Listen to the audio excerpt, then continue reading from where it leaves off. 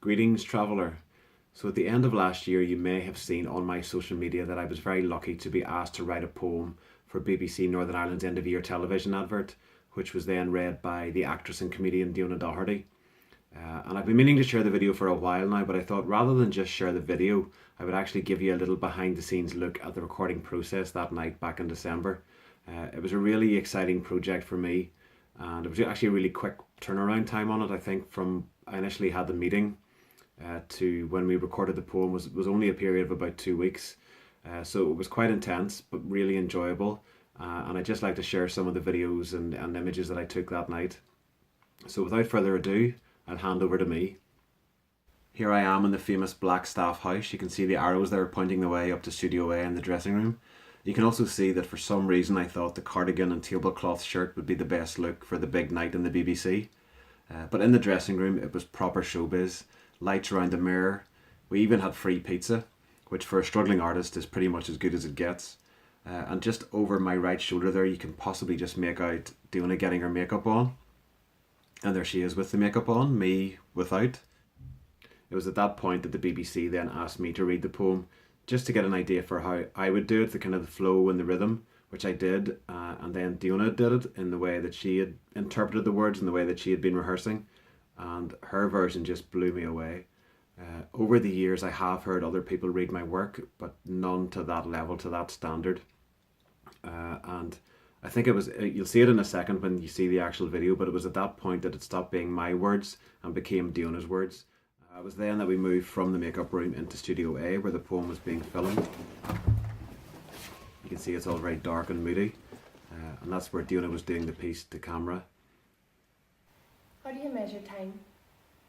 In minutes? Or moments? Or memories we've collected over 4 seasons? I had to mute the sound in this section because it was actually from the proper 2-minute version of the poem, which I'll come on to at the end. But we were there for a few hours, another photograph, and then we wrapped up.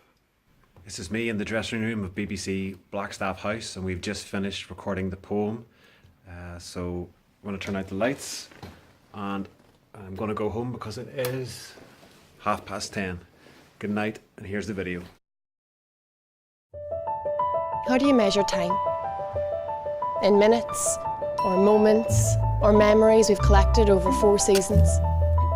The beat of a drum, dancing in the sun, and the melody of our lives and the places from which we come. Are you recording this already? New stories told with passion, discovered and shared, with characters and laughter and tragedy laid bare. I've carried it all my life. Stories that leave vibrations in the air. I've wanted this for a long time. There's a magic frequency. Every single one of you is live on the radio right now. And if you listen, you can hear it. What a place to find your liberation, eh? Bloody Belfast. And their stories will travel further than they ever know. The small things in life make life almost, you know? Time may be measured in minutes, but it is defined by moments and memories.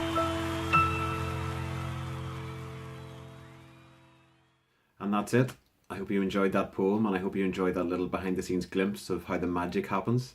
I'd like to say thank you to Tim at the BBC for getting me involved, and to the BBC crew that night for just how welcoming and friendly they were. And of course to Diona again, just for the brilliant job that she did with the words. As I mentioned, there is a 2-minute version. So if you come to see me over the next few weeks and months in any show that I'm doing, there's a good probability that you'll hear the full, proper 2-minute version. But it was just a brilliant way to end last year. In the poem, of course, I mentioned how life's all about moments and memories, and it was one of my favourite memories, not just of last year, but of any poetry project I've done. So stay tuned for more over this year. I've got some exciting things coming up, and if you haven't already liked, followed or subscribed me, then please do so now, depending on whatever social media channel you're on.